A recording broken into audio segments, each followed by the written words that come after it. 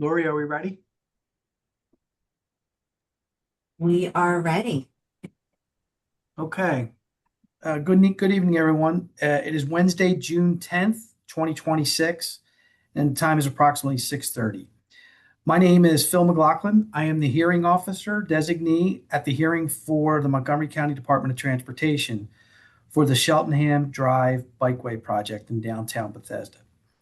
Here with me this evening to conduct this public hearing are Joe Mogus, Chief for the Division of Transportation Engineering, Mr. Dara Soom, the Planning and Design Section Chief for DTE, and Mr. Wang Win, Project Manager of DTE. Mr. Mogus will provide information and details on the proposed project. Thank you for joining us in this virtual platform. Tonight's hearing is being broadcast via Zoom and recorded.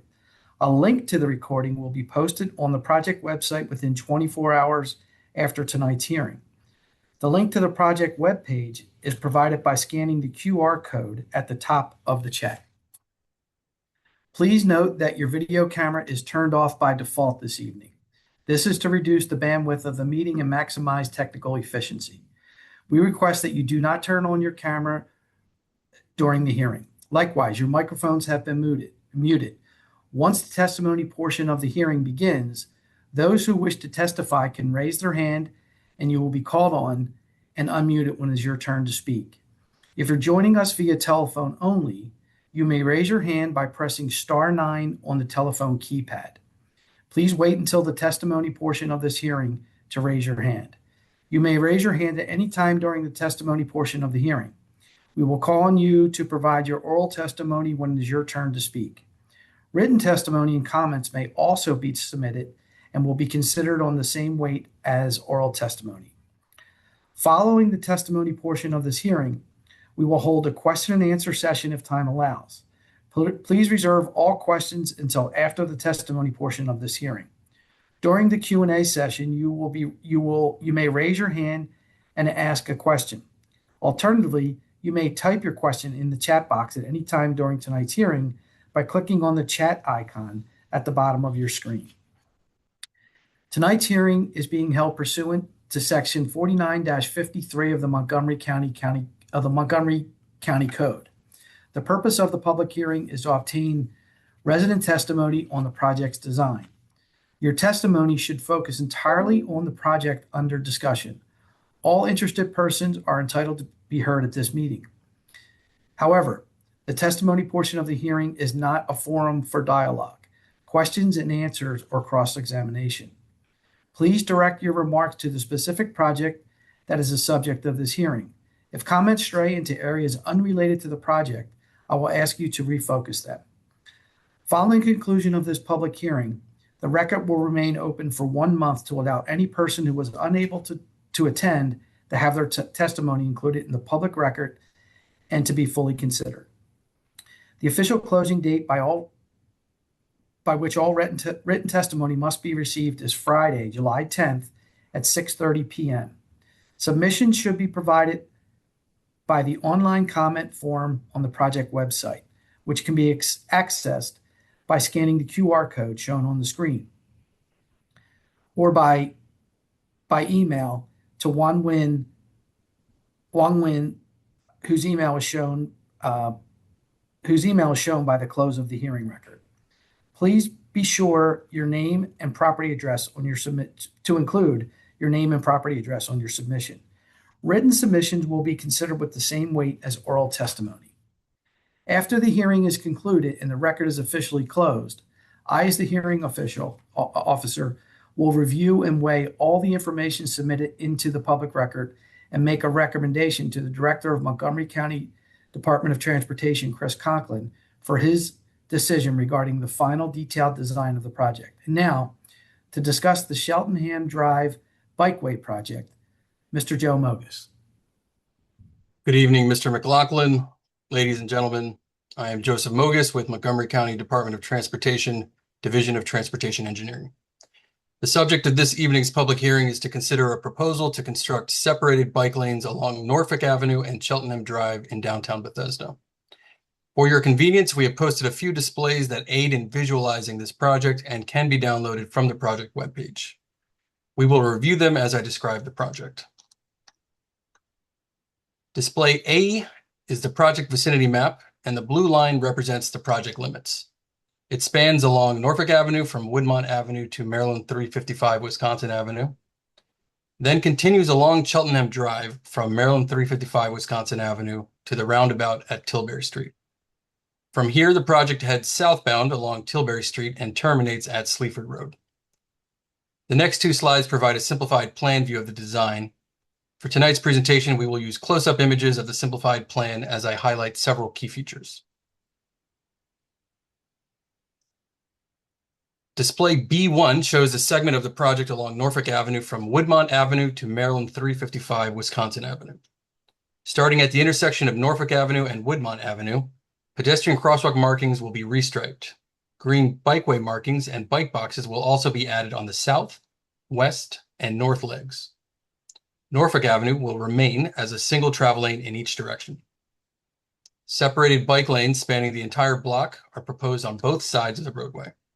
Along the north side for westbound cyclist traffic, and along the south side for eastbound cyclist traffic, as depicted by the bicyclist icons and associated arrow directions. These bike lanes will be separated from vehicular traffic by concrete median shown in light gray. 6 on-street parking spaces will be available along the south side of the roadway, shown just above the south side median. At the intersection of Norfolk Avenue and Maryland 355 Wisconsin Avenue, pedestrian crosswalks will be restriped and green bikeway markings will be added for eastbound and westbound directions. Display B2 shows the project from the Cheltenham Drive segment. Separated bike lanes on both sides of Cheltenham Drive are proposed from Maryland 355 Wisconsin Avenue to Tilbury Street. The bike lanes are separated from vehicular traffic by concrete median. You'll notice several concrete median openings, which are designed to accommodate vehicular mobility to and from driveways and alleys along the roadway. To complement these openings, or gaps in the concrete median, green bikeway markings will be painted as shown. At the roundabout with Tilbury Street, the eastbound bike lane will continue south along Tilbury Street as a contraflow bike lane separated from northbound vehicular traffic by a double yellow line that terminates at Sleaford Road. A mountable truck apron, shown in blue, is proposed to assist motorists in the navigation of the 18-foot wide roundabout. To effectively manage stormwater along the project's corridor, several stormwater management features on Cheltenham Drive are proposed as shown in the red boxes on the image provided. These new features will convey runoff resulting from the project and help in preventing water from pooling in the bike lanes.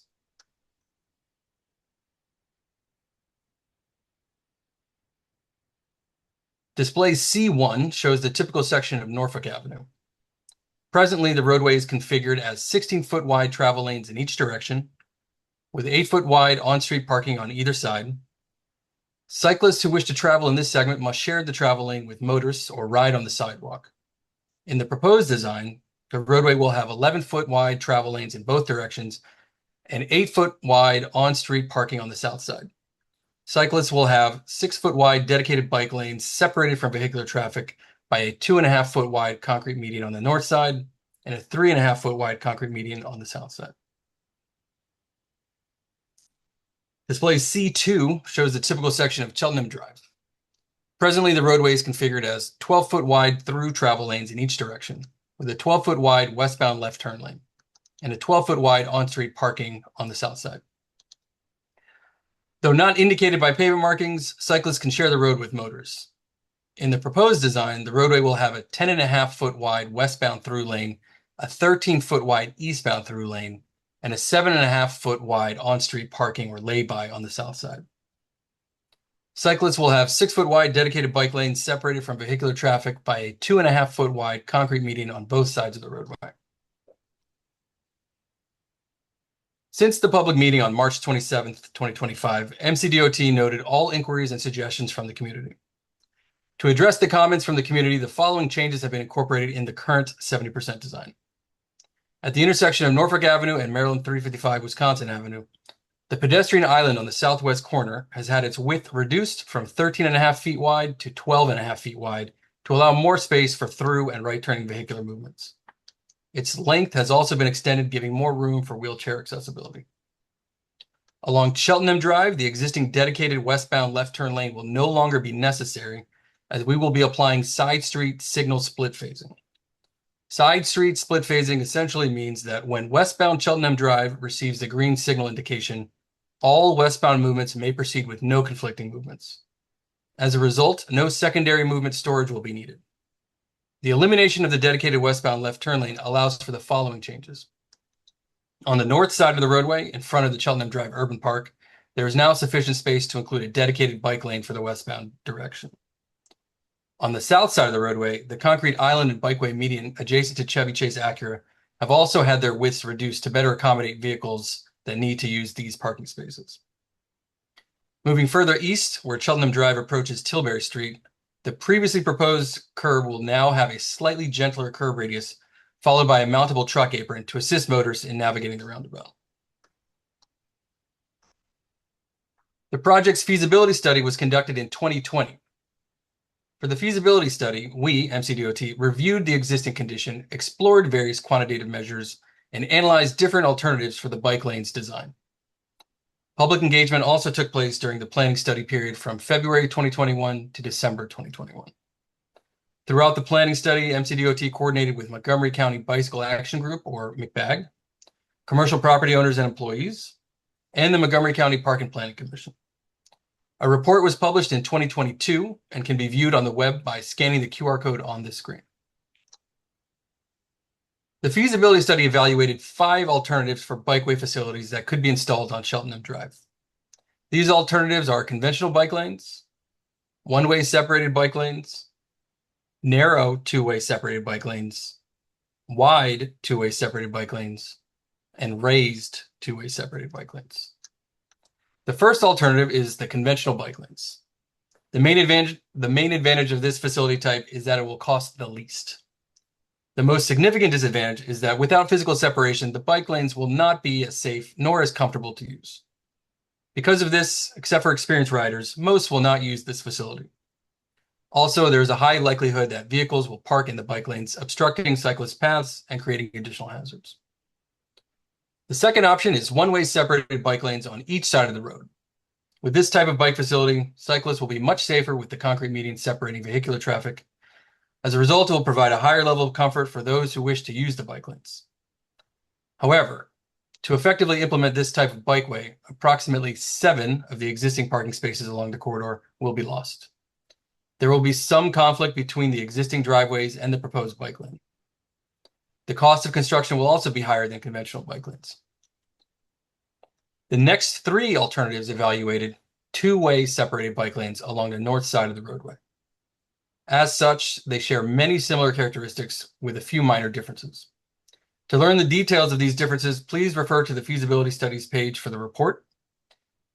During this hearing, we will focus on what these 3 design options have in common. The main advantage among these two-way separated bike lanes is the concrete buffer, which provides for a safer bike facility. However, two-way bike lanes will result in a greater level of conflict between the bike lanes and the existing driveways. The primary challenge for two-way separated bike lanes is that it will require a fully protected signal phase. This can be accomplished by a redesign of the traffic signal at the intersection of Cheltenham Drive and Maryland 355 Wisconsin Avenue. However, a signal redesign will add significant cost and delay to the project implementation compared to a conventional or one-way separated bike lanes. More importantly, phase separation will add significant delay to vehicular traffic operations.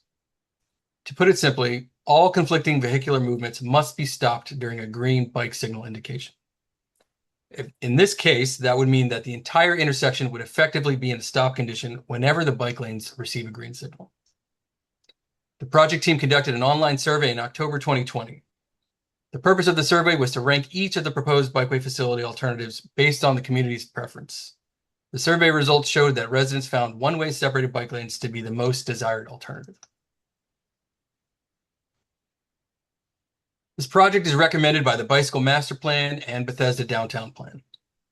The separated bike lanes along Norfolk Avenue and Cheltenham Drive provide a low-stress connection for cyclists across the very busy intersection with Maryland 355 Wisconsin Avenue.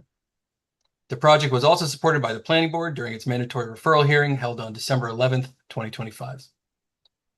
The Cheltenham Drive Bikeway project, shown as the blue segment, is an essential piece in completing the Bethesda Bicycle Loop, which connects East Bethesda residents to the other planned projects within the Bethesda Bikeway network. The first of which is the Woodmont Avenue Cycle Track Phase 2. Construction is planned for fall of 2026. Other connections include future master plan projects such as the Woodmont Avenue Phase 3 and the Norfolk Avenue Shared Street. Once completed, the Bethesda Bikeway network will connect cyclists to the Bethesda Trolley Trail, the nearby Purple Line, and the Capitol Crescent Trail. The total cost of this project is currently estimated at $1.9 million, including design, land acquisition, site improvement, utilities, and construction. There are no properties that are considered to be specially benefited by the proposed improvement. Therefore, no properties are expected to be assessed. Several exhibits are incorporated into the public record binder for your information and consideration. The exhibits include 1. Office of Management and Budget, Bikeway Program Minor Projects, 0500119. Design plans at the level of 70% completion with the latest revisions. 3. Written testimony provided before and after this public hearing to be added following this hearing. 4. Washington Times newspaper ad on May 27th and on June 3rd, 2026. Online advertisement proof and Montgomery County governmental online press release circulated starting May 12th and posted to various social media sites. 5. List of attendees to be added following this hearing. 6. Hearing transcript also to be added following the hearing. Project-related data and files can be downloaded from the project webpage by scanning the QR code shown on the screen. The files will remain available to the public until the record for this public hearing is officially closed. As previously stated, here with us this evening are Mr. Dara Soom and Mr. Wong Wen of MCDOT. In addition, we have Ms. Lori Adgate and Mr. Robert Milstead from Stantec, the county's design consultant, present. We will be available after the hearing to answer any questions regarding the construction aspect of this project. And now I will turn things back over to Mr. McLaughlin. Mr. Mogus, we will now hear testimony from those in attendance who wish to testify. Phil, your audio is a little choppy.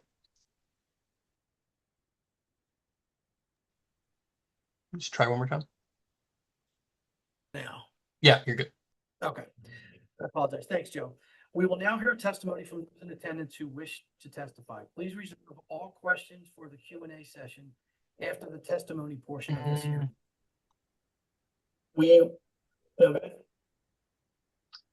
Phil, yeah, maybe turn off your camera. That might help.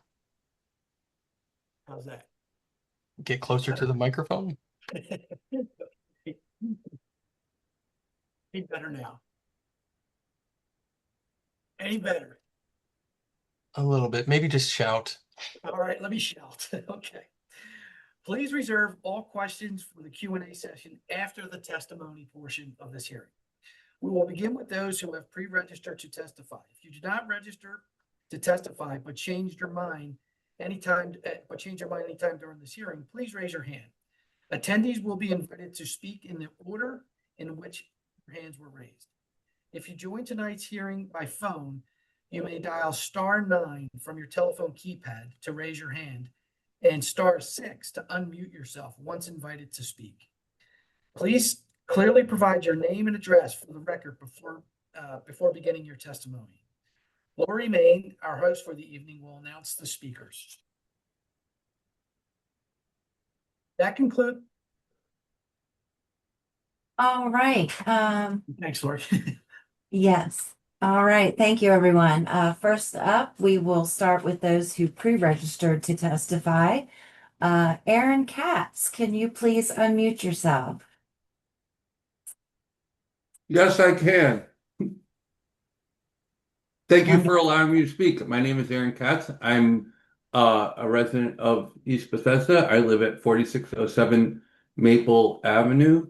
I didn't realize that you were taking testimony so early, but I'll just say that speaking for myself, my family, I would say at least several, if not many members of our wonderful East Bethesda community, we are highly supportive of this project.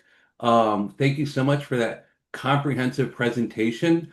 We really are excited to be able to have this bike lane and that it will join, with the other existing bike lanes and go all the way to the Capitol Crescent Trail. For those of us that are biking enthusiasts, this is a big deal, and it's great for our community and our county and our planet, and we just greatly appreciate it. Wonderful. Thank you, Mr. Katz. No problem. All right, next up, we'll hear from John Boas. John, can you unmute yourself, please? Yes, hi, my name is John Boas. I'm a lifelong resident of Montgomery County, and I'm the owner of Chevy Chase Acura. I've had concerns about the design of the bikeways for 7, 8, 10 years. I've been consistent in my concern. Um, I wish that the 70%, several people have asked for the a copy preceding this hearing for the 70% design. And as far as I know, I'm seeing it for the first time right now. I'm not sure anybody in East Bethesda has seen it until tonight. So it's hard for me to comment on some of the changes that you made. Um, uh, my concern is that currently the right of way is 80 feet, um, which is substantial, and from curb to curb, it's 48 feet. On my side of the street, the dealership side of the street, heading eastbound on Cheltenham towards the circle, Tilbury, uh, there is 24 feet.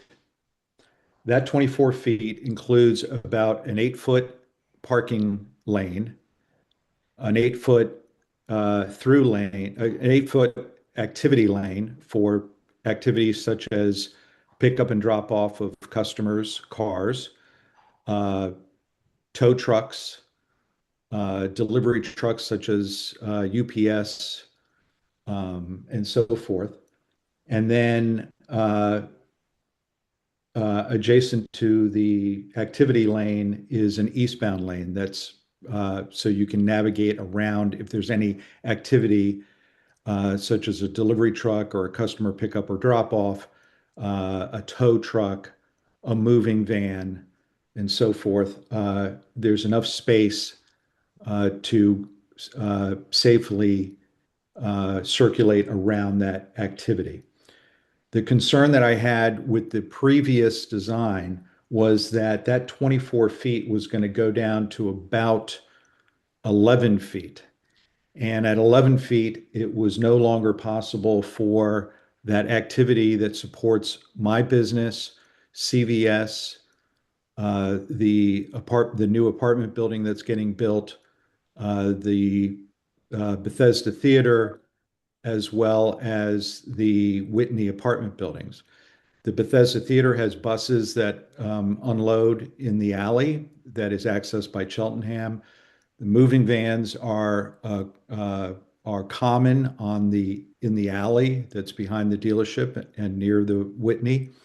And with the bike lanes on the eastbound side, the bike lanes make the turning radius for trucks much too narrow, not only from northbound Wisconsin Avenue turning right onto eastbound Cheltenham.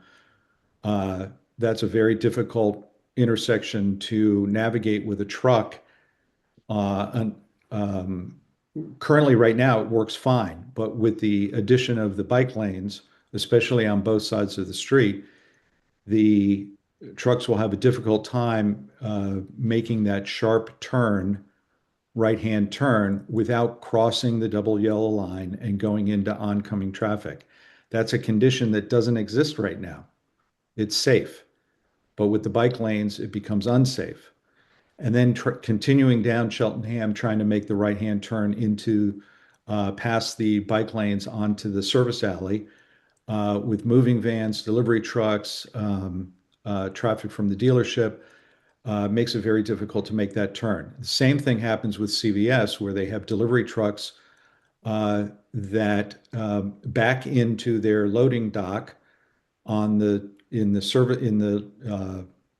service lane or a service alley, excuse me. But then when they pull out, when they're done unloading, they pull out onto Cheltenham, make a right turn onto Cheltenham, and then cross Wisconsin Avenue. That turn is very difficult to be made with a semi trailer, tractor trailer. So a lot of these concerns were raised for many years ago.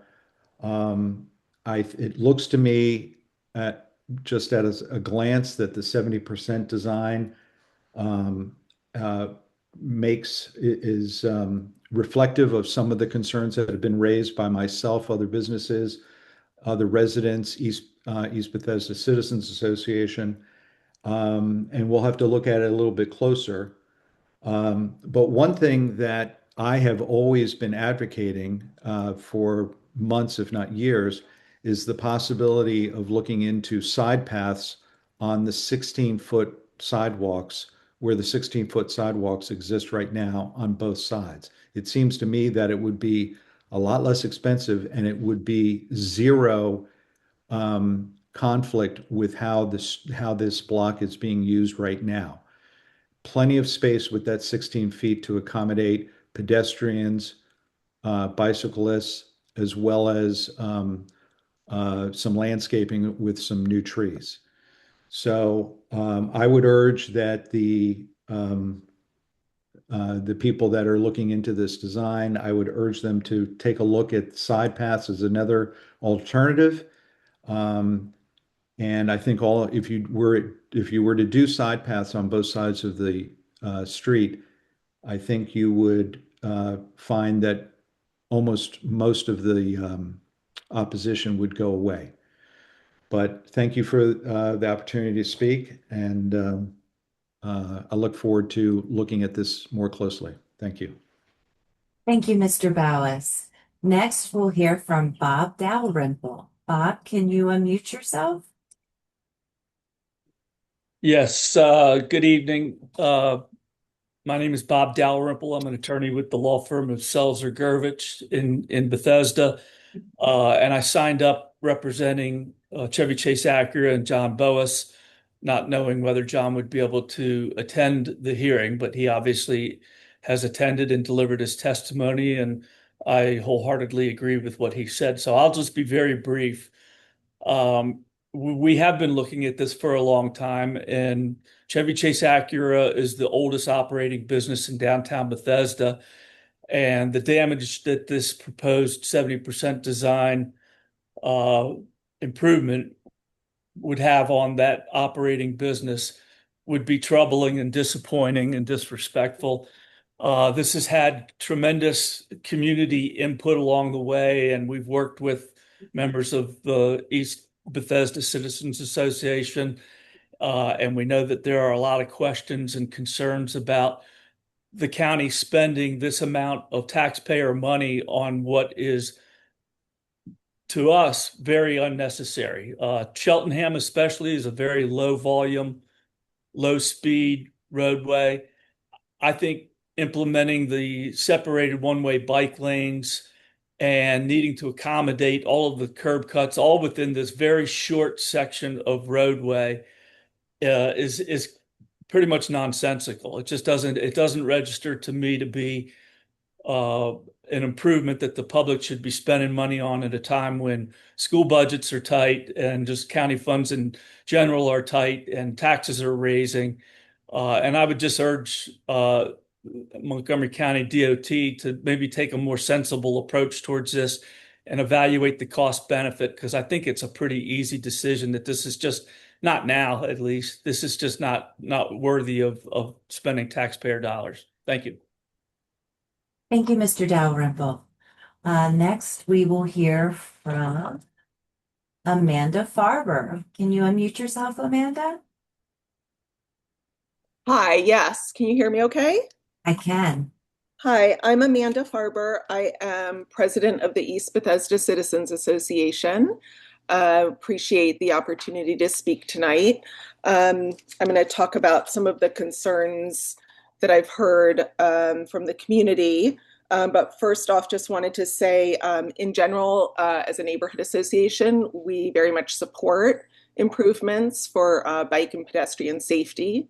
In fact, we fought hard for a lot of projects around the area um, to improve bike and pedestrian safety. But before we spend nearly $2 million of taxpayer money on this project, I think it's important to get the design right for all stakeholders. And this is our first chance, as was said earlier, to really delve into this 70% design and to see some of the changes that are made. So I would ask, we're going to submit written comments once we've had the chance to really look at it. But I noticed that on the project justification slide, it said that it was recommended in the Bethesda sector plan and the bicycle master plan. And I just want to correct the record that in fact, the Bethesda sector plan, which I have right here, had recommended bike lanes, but not separated bike lanes along this stretch. So that was in 2017. In 2018, it was changed in the bicycle master plan, which a lot of people were not aware of. So I just wanted to correct that slide.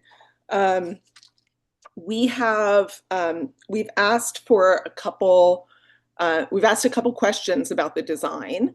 One of the first ones was about having it be a two-way bike lane, two-way bikeway on the northern part of these blocks, because for one, there are two-way bike lanes all over Bethesda. That's what we've got right now on Woodmont Avenue. That's what we've got on Montgomery Avenue.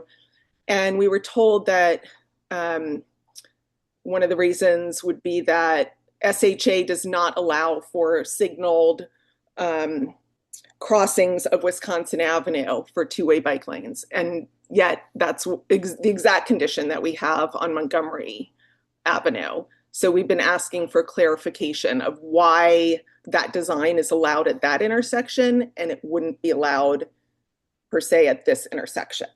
Okay, Amanda, the question and answer session will follow the testimony period. Okay. Right now, we're just looking for testimony, please. Okay. We would also request that there be careful consideration to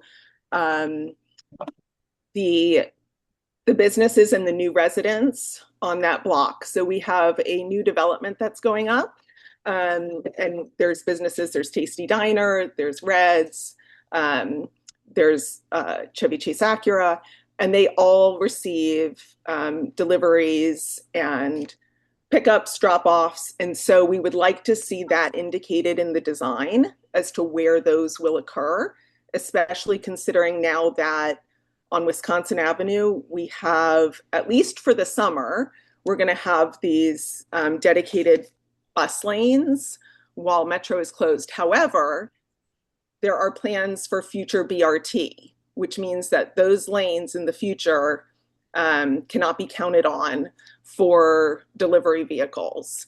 And so there could be spillover onto these other blocks. And so just a consideration and a plan for what happens when we end up with BRT permanently, not just in this interim period. And then last, we said that it would be helpful to have essentially a simulation of what's being proposed to really ensure that you'll be able to have the traffic flow that's needed safely. So for example, buses turn onto Norfolk all the time, and I'm at that intersection all the time. And as it is now, they cannot make that turn. They have to go into the other lane. And so making the lanes even smaller, what's going to happen there? And I know they said with the 70% that they've shaved off a little bit of the giant islands that had been proposed, but I think it's worth having a real life, just seeing how it works in real life before we spend $2 million and then have to go back and fix it because buses can't get through. And we will submit written testimony again once we've had a chance to actually look at the new design. Wonderful. Thank you. Thank you, Amanda. Next, we will hear from Dave Sears. Dave, can you unmute yourself?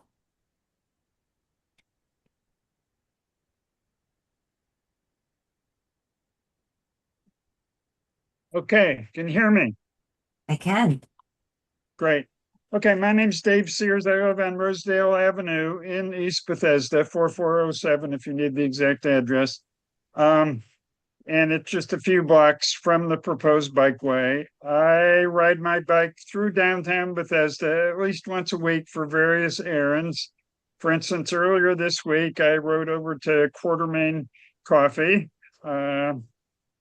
I'm very much in favor of the proposed bikeway. It's part of the overall county bike plan, and it will make riding bikes more convenient and safer.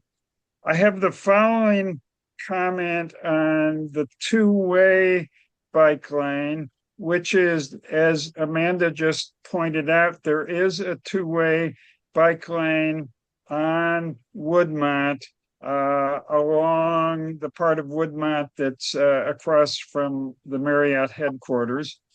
And I find that dangerous because there are the plastic posts that separate the northbound from the southbound bikes. And the problem is, as I'm going south, the surface is not completely smooth because for drainage purposes, there's the curb cut, which makes sense if you're thinking about water. But if you're thinking about a bicycle, it is much easier and safer to ride on a perfectly flat surface as opposed to one that dips a little bit. So what that means is I ride on the flat surface, and if I do that, then my rearview mirror hits those plastic posts, and that's not a good idea. Sir, can you keep your testimony focused on the project, the actual bike lanes that are being proposed? You can okay, let me just say that that's related to if the two-lane proposal is the one that will be implemented, then pay attention to the specific design attributes that I just talked about. Thank you very much. Appreciate an opportunity to testify. Thank you, Dave. Okay, would anyone else like to provide testimony? You can raise your hand by clicking on the react icon and then clicking raise hand, or you can dial *9 on your telephone keypad.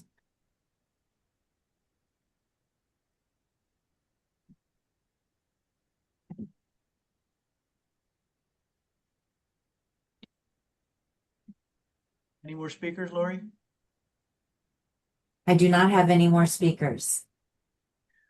Okay, well, thank you, everyone. That concludes our speakers for the testimony portion. We appreciate your testimony. Seeing that everyone who wishes to speak has had the opportunity to do so, this concludes the oral testimony portion of this public hearing. Now we will move into the question and answer session. Again, please raise your hand or press 9 on your telephone keypad if you wish to ask a question.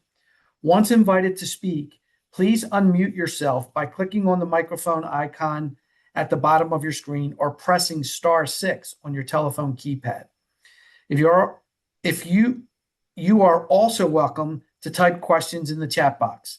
If we run out of time before answering all the questions, we will answer the remaining questions via email in the days to come. Does anyone have any questions? Okay, so I'd just like to let everyone know to submit your question via the chat. Please direct your message to the host or co-hosts only. And with that, we will hear from John Boas.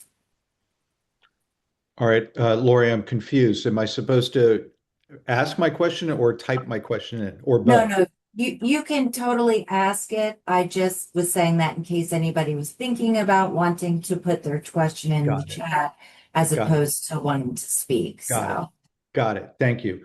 thank you. I wonder if somebody with the county can comment on the suggestion. We had a site meeting with a bunch of DOT folks, Bethesda Service Center folks, Bikeway folks, East Bethesda businesses, and so forth, several months ago.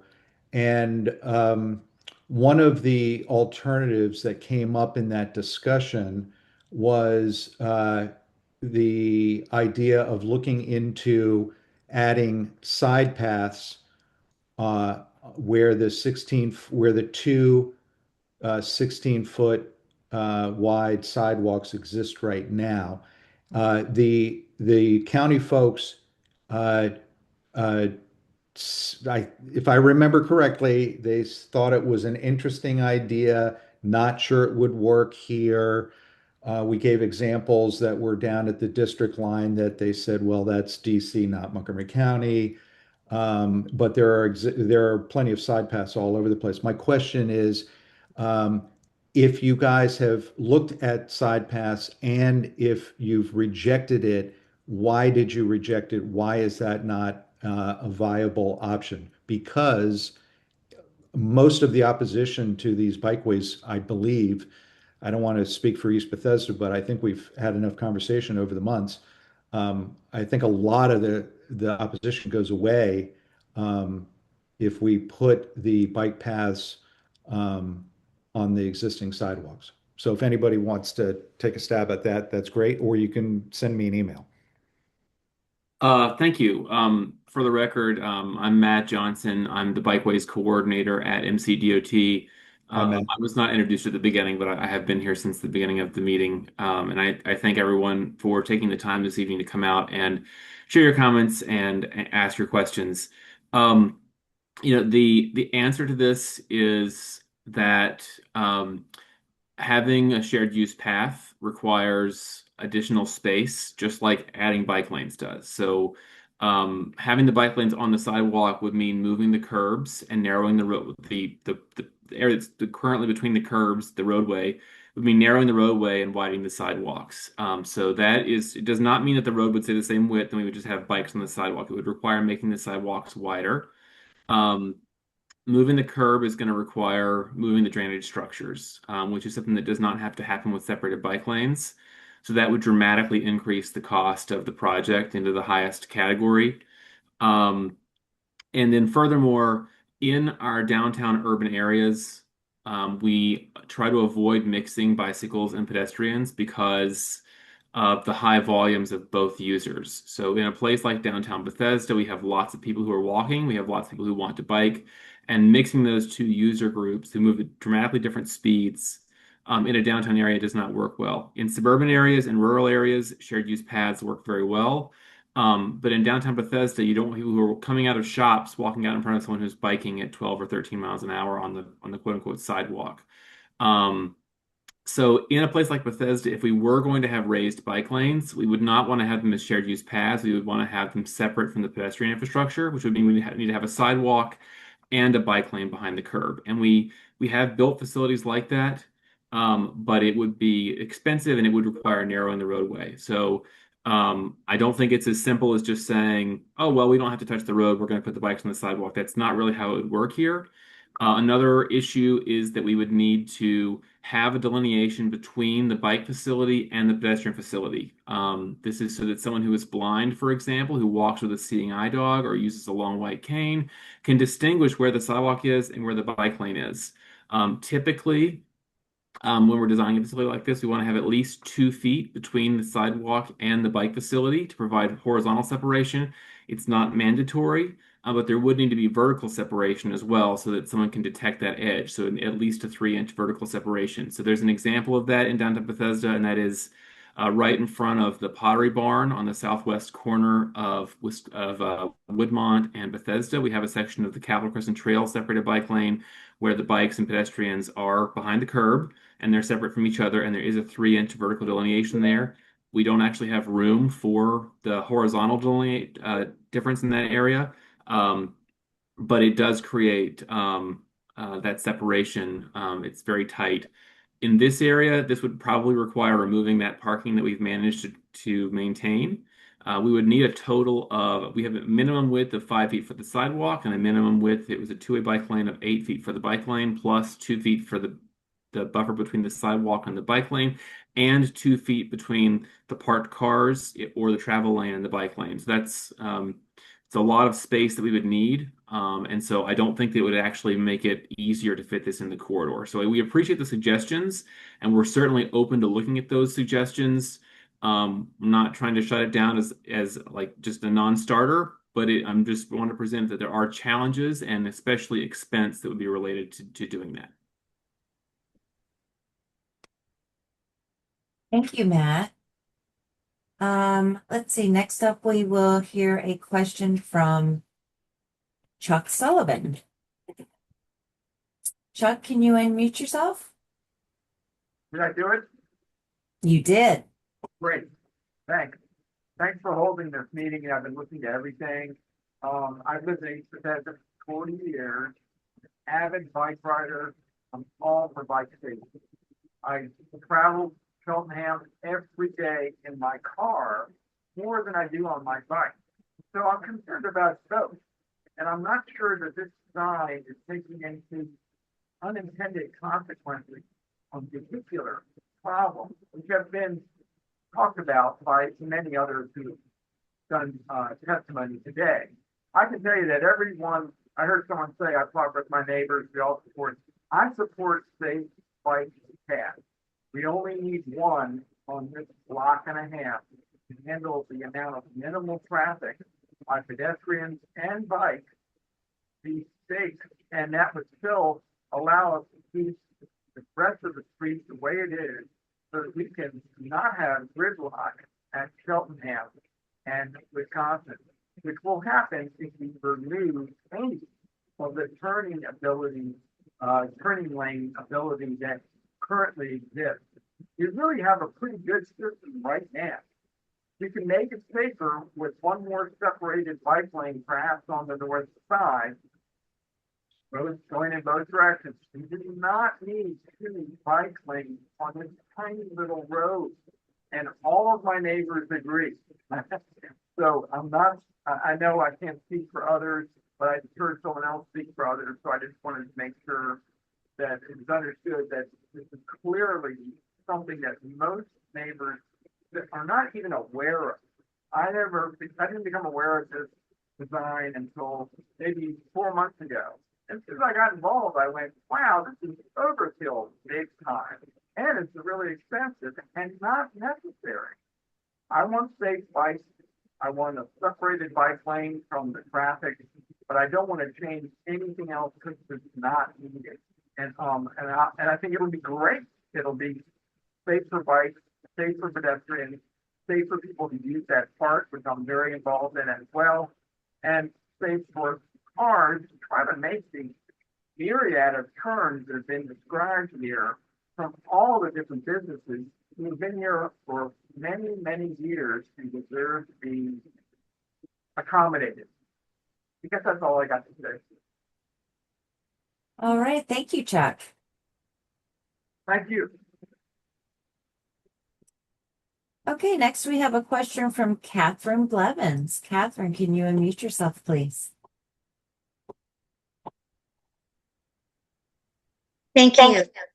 Thank you very much. Do you hear an echo? We can, yes. What do I need to do to get rid of it? Catherine, do you have a phone and your computer logged into this meeting? I am not logged in on my phone, but I put the question in the chat.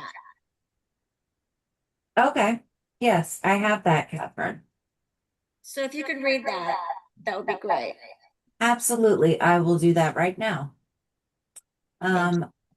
Okay, so Catherine says the cyclists use the bike lanes. The Bethesda Avenue, Woodmont Avenue, and Montgomery Avenue bike lanes are rarely used.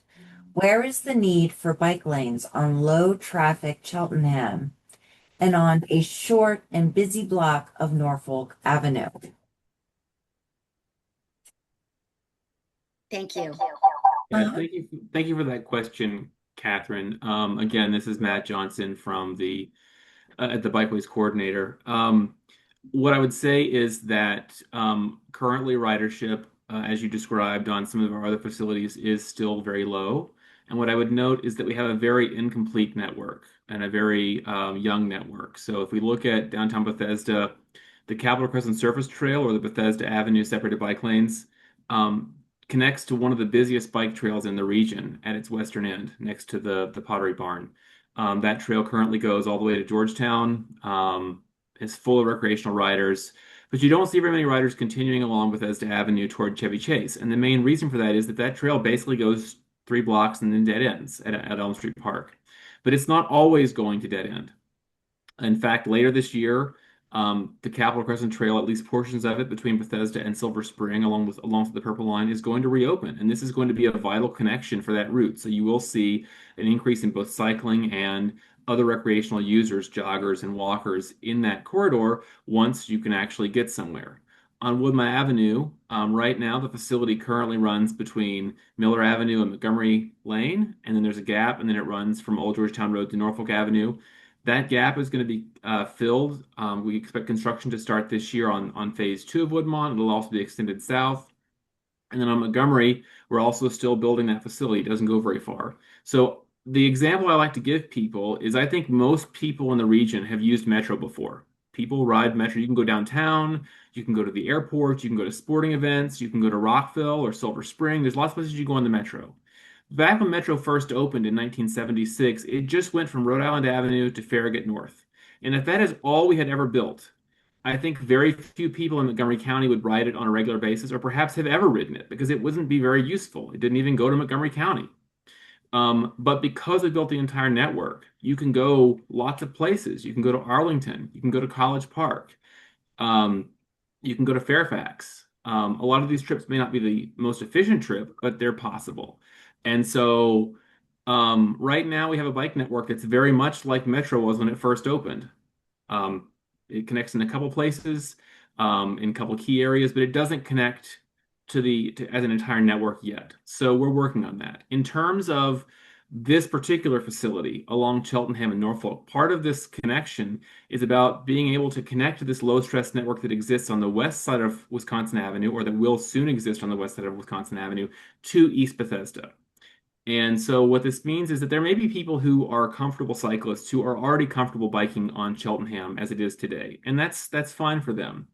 But we're trying to build a low stress network that works for everyone from age 8 to age 80, so that people can get from East Bethesda to that larger network, so that they can eventually bike down to the Capitol Crescent Trail and bike to Georgetown or bike to Silver Spring, bike to NIH via the Bethesda Trolley Trail. So there's a lot of connections that are already there, and there's a lot of connections that are coming soon.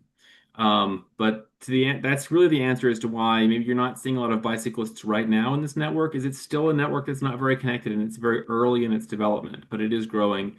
And this is a part of that network that was included in the bicycle master plan and was funded by through the capital improvement program by our elected officials. Thank you, Matt. We do have one other question in the chat before we go to our next hand. Aaron Katz would like to know what the timeline for construction of this project would be.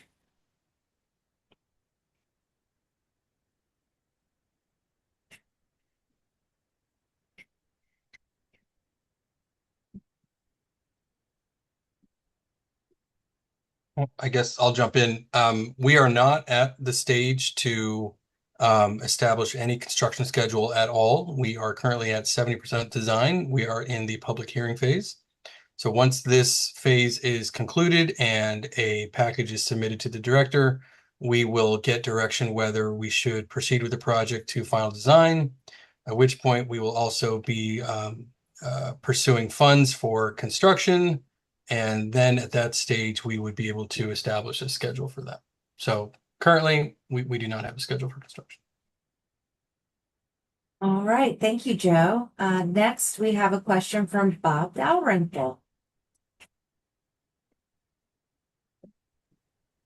Yes, thank you again for allowing us to comment. I have two questions, really. One kind of relates to what was just being discussed about the timing of this and the efforts that are going on now in order to advance this to a point of there being a decision of record and funding potential for the improvements. And that is we have a primary coming up, and we know that there's going to be a new county executive. We know that there's going to be a new representative from District 1. We know that there are going to be other new council members. And a lot of this is, driven by the desires of our newly elected officials. So I'm just wondering why we wouldn't just put this on hold in its entirety until January, when the new public officials are in office and have had a chance to weigh in as to whether this is a useful utilization of taxpayer dollars. My second question relates to the low stress that Matt was talking about. You can't get any more low stress than what Cheltenham is now, and it's shared by vehicles, low volume, but nevertheless, a lot of that traffic is from Chevy Chase Acura, bikers sharing the road, a nice wide sidewalk for pedestrians, and it functions just fine. And I for one, find it a lot safer when I know and can see the bikers and they're sharing the rights of way with me. But once they get behind a curbed pathway for the bikers in this small section of roadway that will have multiple curb cuts going from safe to not safe to safe to not safe, I'm wondering if it has been analyzed as to whether this kind of false sense of security is going to be created. And so, again, I think that some more analysis needs to be done on the cost benefit of this. I just don't see the real benefit to this section along Cheltenham. And I certainly don't see why the government would continue to spend money on this effort, knowing that there's going to be a pretty dramatic change in the elected officials who are going to be providing direction to the director and to the department. Thank you. Thank you, Bob. Well, I can take the second part of that question related to the low stress network. So there is actually research that has been done nationally on how bicyclists experience stress, and what causes that stress and what alleviates that stress. And one of the big stressors in urban areas is high turnover parking, which means parking where you're especially in a retail area where people are coming in and out of parking spaces. And additionally, in urban areas, we know that wherever there's access to the curb, there is parking, whether it is legal or illegal, people will stop at the curb.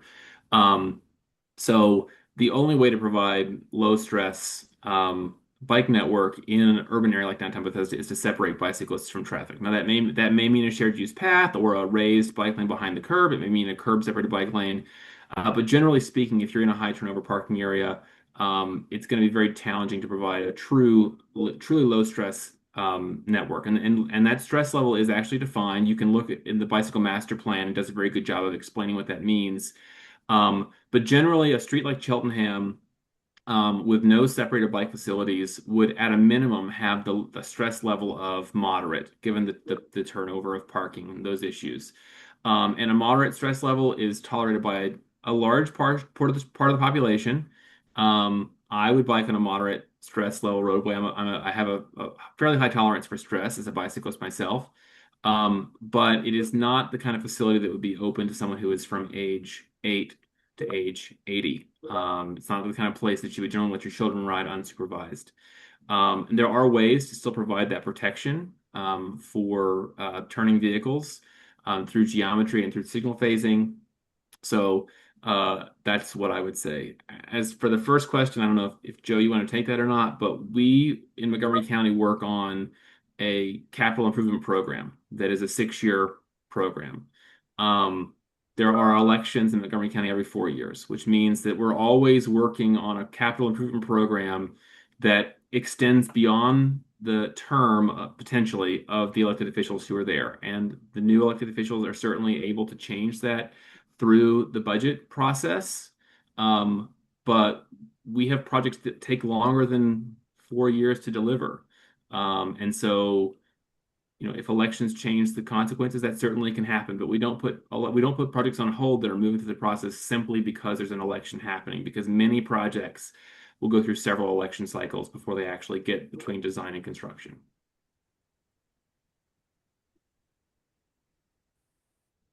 Okay, thank you, Matt. We do have another question in the chat. Chuck Sullivan would like to know, has the cost been considered with the design? Has the impact on cars and trucks been accommodated in the design? Is there any justification for 2 separated bike lanes versus just one? Could the county install 1 separated bike lane on the north side to see how it works before making all of the other changes? So I'm going to try to remember all of those. The cost implication, yes, that is part of our analysis, and that was also part of this presentation. So we selected the optimal alternative, and that was also done in conjunction with public feedback. The other question was, have we considered monodirectional bike lane in one direction only? I don't think we would consider such a thing, because that would be designing and constructing an incomplete network, a fragmented network, for lack of a better phrase. Has the impact on cars and trucks been accommodated? Yes.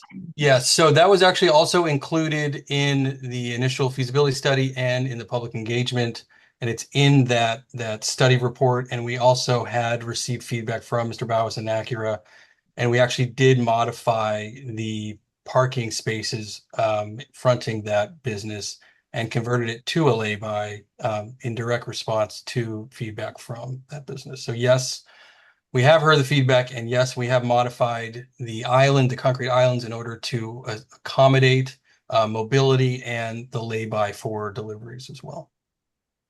Is there another? I feel like there was a fourth, but There's no, but we have another question after those. Okay. So he also asked, can the county do a cost comparison on 1 lane versus 2? But you said that would not be feasible, so it wouldn't be feasible to do a cost comparison either. Can you prepare a plan that shows what existing conditions will be altered with the design? So that was part of the presentation. With respect to lane assignments, the only major revision is the removal of the existing westbound left turn bay. And part of the presentation explained why that is feasible and beneficial. It is feasible because we are applying split phasing, which means we will no longer have any side street conflicts during the green cycle. Meaning currently, when you have your green ball to turn left, you will have conflicts with opposing throughs. With side street splits, the westbound approach from Cheltenham into Maryland 355 will have free movement, which means left throughs and rights. That means you will no longer have to be finding gaps with opposing movements. So it actually be more effective and more beneficial to the public and safer.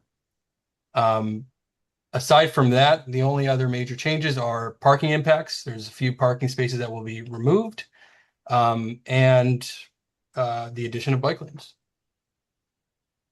All right. Let's see. How will the bike lanes impact traffic congestion?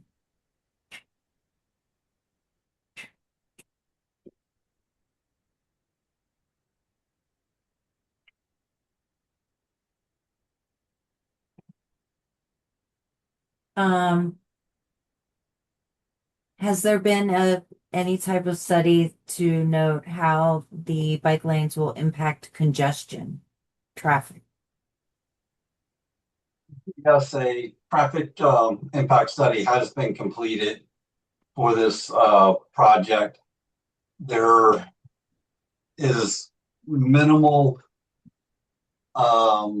increases in delay as well as the overall queues from existing condition to a no build condition to the build condition. The queues increased by one car, and the delays were within 10 seconds, increase of 10 seconds at some intersections or approaches, but not all of them. But the overall intersections stayed at an acceptable level of service. Okay, thank you, Robert. And last question from Chuck. Has there been any study done to determine that one bike lane is not sufficient?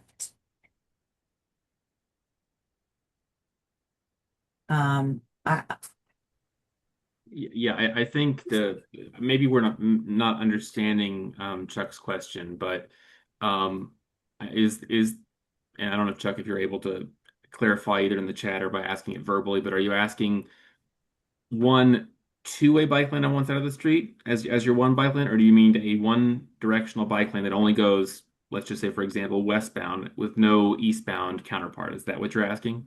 Can we clarify? And Lori, I don't see the chat, so if he is clarifying, please. Can you hear me? Yes, we can hear you, Chuck. yes. I'm sorry. What I was asking is, I really think one separated bike lane on the north side is going to be more than sufficient to provide safe traffic control for everyone involved, pedestrians, trucks, cars, bikes, everybody. So at some point, it went from one lane to having lanes on both sides of the street. I wasn't involved in that. I don't know why, because I'm really interested in that. So was there some kind of study done that said that one separated bike lane would not handle the amount of bike traffic and pedestrian traffic? So we had to have two? Yeah, so Chuck, I think I'm trying to clarify what you're asking, and I'm not really understanding. So when you say one bike lane on the north side, do you mean that bike lane carries bicyclists that go in both directions, or bicyclists that only go in one direction? Yeah, both directions. Okay, yeah, so Like it's all over but this. yeah, so you're asking not for a one separated bike lane, but for a two-way separated bike lane on the north side is what you're asking for. And we did cover this in the presentation at the beginning. There are exhibits. Um, the challenge here is that those options are more expensive and they don't particularly save a lot of space in the roadway design.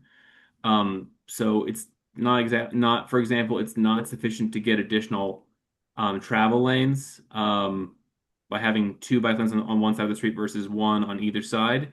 And so another factor that goes into the decision as to whether we're looking at a one-way bike lane or a two-way bike lane is what does the bike facility connect to at either end? And so in this case, it is, I think, logistically speaking, both designs could work, but there are trade-offs between these two designs, and having a two-way bike lane on the north side of the street was judged to be more expensive and to have more complicated signal phasing, especially for delay. It would create more delay to motorists and more delay to cyclists at the Wisconsin Avenue intersection, for one. It also requires more connection movements for cyclists. So, for example, at the east end of the project, there's a contraflow bike lane that goes south on Tilbury to connect to Sleaford. And most of the bike traffic is going to be going to the south on the west side of Wisconsin Avenue on Woodmont Avenue to connect to the Capitol Crescent Trail and other parts of the Bethesda Metro Station, other parts of downtown Bethesda, which means that someone who's going eastbound would go north on Woodmont. They would have to cross Norfolk and then bike along Norfolk for 2 blocks and then cross Norfolk again to get to the south. And so that means more conflict with motorists than they would otherwise encounter if they were staying on the south side of the road as a traditional eastbound cyclist would do. And as I mentioned, the signal phasing does create additional delay for motorists and for cyclists. And so we did an alternatives analysis that is covered. If you look at these slides, I don't know if you maybe might have missed the beginning of the presentation, but these slides are available on the webpage. Laurie put a QR code in the chat that you can use to get to the project webpage that explains the trade-off. But essentially, it's more expensive and more disruptive to the traffic. Is the short answer. Matt, I've lived here 40 years. I kind of know what's going on. You guys are coming in and you're designing according to standards. This intersection is already has congestion. It makes it very difficult for cars to cross 355. I understand if we had 2 bike lanes everywhere, that bikes would have an easier time getting around. I'm a biker. I'm for bikes. I'm for bike, safe bike lanes. I'm just saying that only one is necessary. I haven't heard anything from anyone in the county that told me that design option wasn't working. So, I mean, I don't want to belabor the point. I want to make sure that we're clear. We're not building two-way separated bike lines on each side. The proposal is to have one-way bike lane on each side of the street. It just happens to have separation between it. That's just to be clear. Two-way on one side. Yes, I understand what you're asking for, and we covered that at the beginning of the presentation. I don't want to belabor the point for people who were here, but a two-way facility in this particular case will actually cause more delay to drivers than a paired one-way facility at the 355 intersection.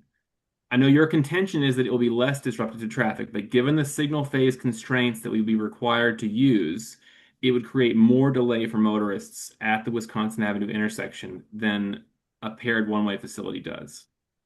And we did conduct a traffic study. All I can say is what I think is needed, and I think you're doing overkill and you're spending tons of money on something that's not needed. I don't know what else to say, you know?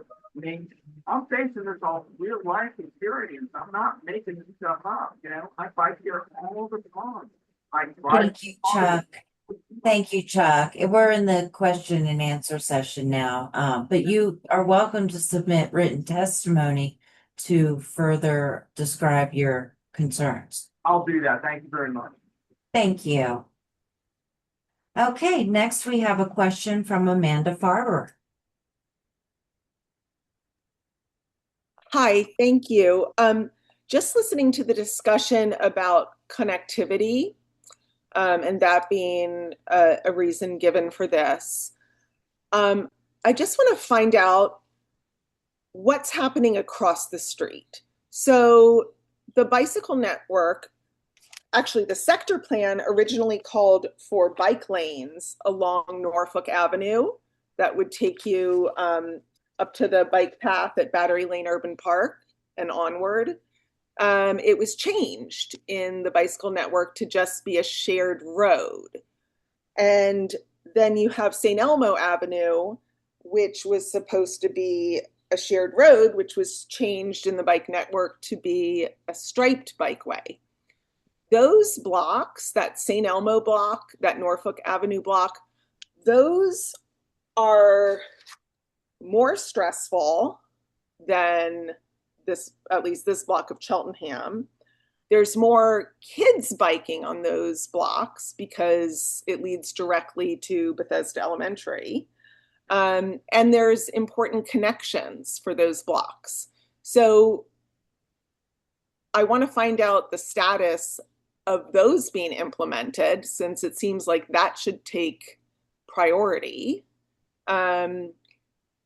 Especially with limited funds, and then also find out the status of continuing the bikeway on Woodmont Avenue North from Cheltenham up to Wisconsin, which also was supposed to be a priority, but we don't know the time frame for that. So for those 3 high priority, high stress bikeways.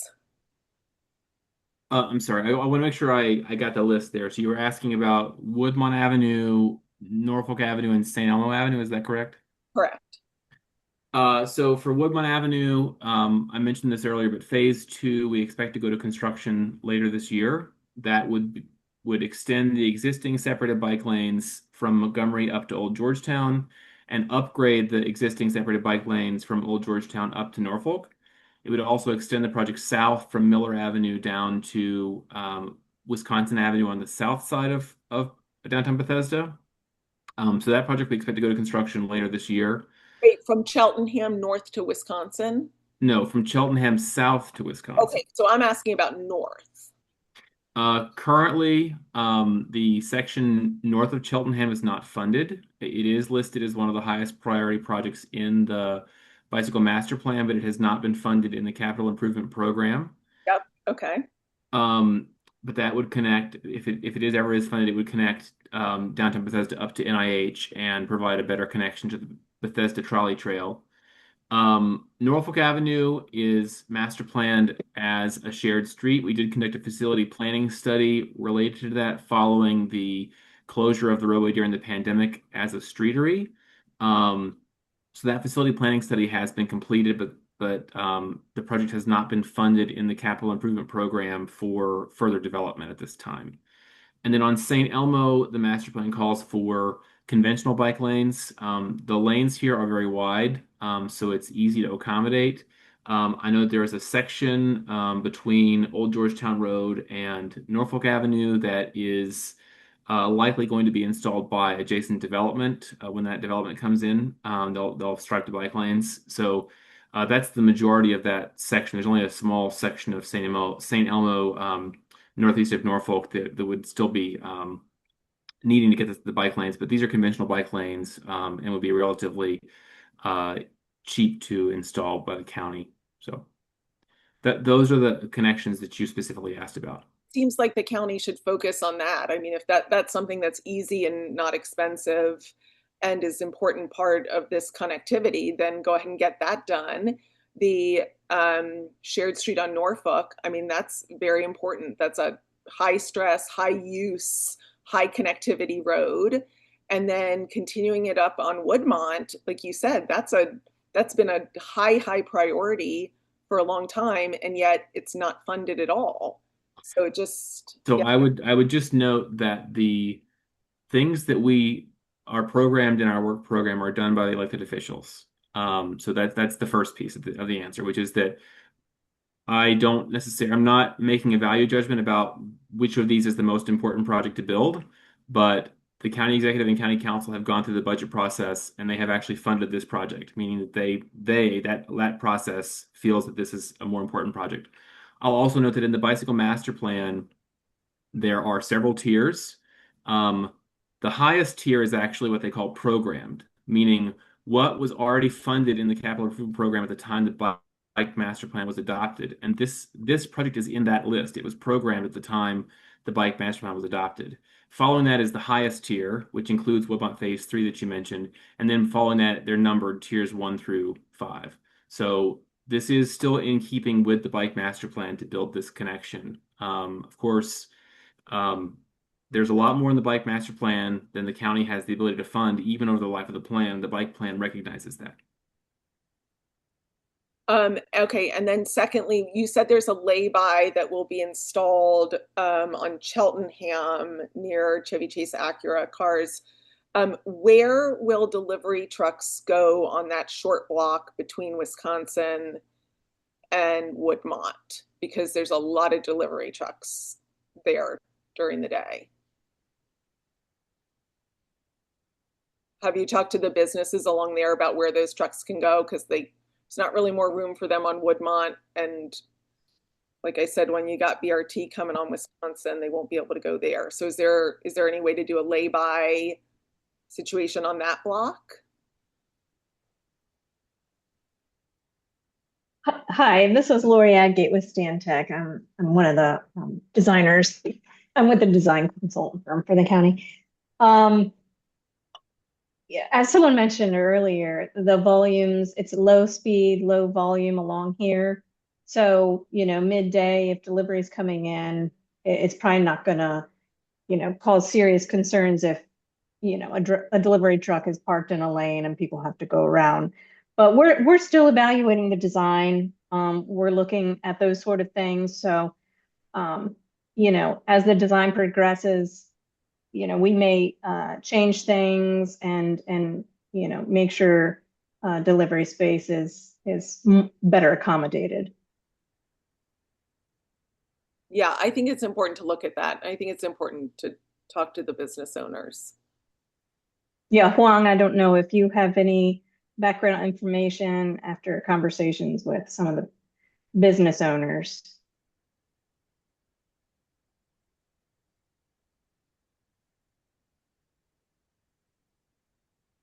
But like I said, we're still looking into things like that. Okay, okay, great.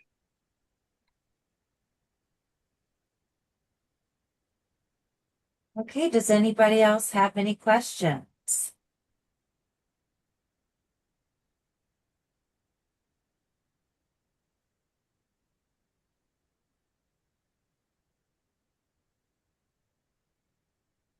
No additional questions, Lori?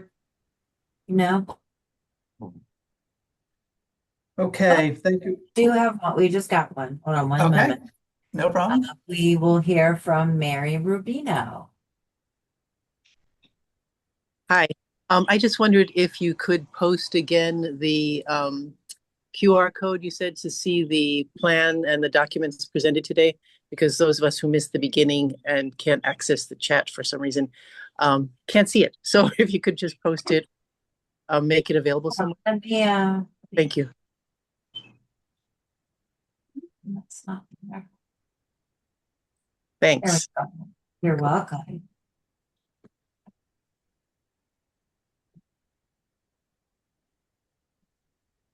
Okay, do we think that's it now, Lori? Or I mean, I'm not trying to chase anybody out, but if there's no additional questions.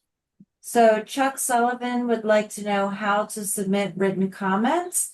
So there is a written testimony form on the project website, which you can access via the QR code on your screen. I'm sorry, the QR code is incomplete. It only has 3 squares on it. It's not 5.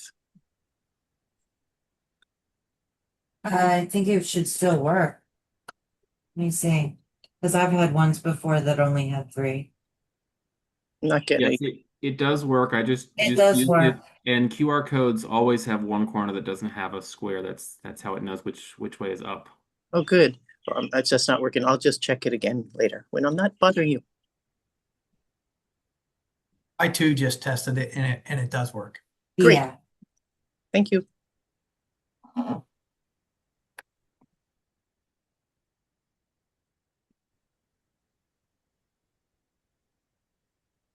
Lori, you think that's it?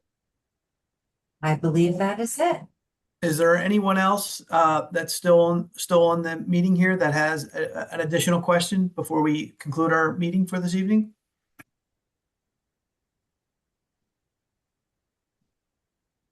Okay, thank you, everyone. Seeing that all the questions have been answered, we will now conclude this hearing. As a reminder, additional written testimony may be submitted via email or the online written testimony form on the project webpage by scanning the QR code.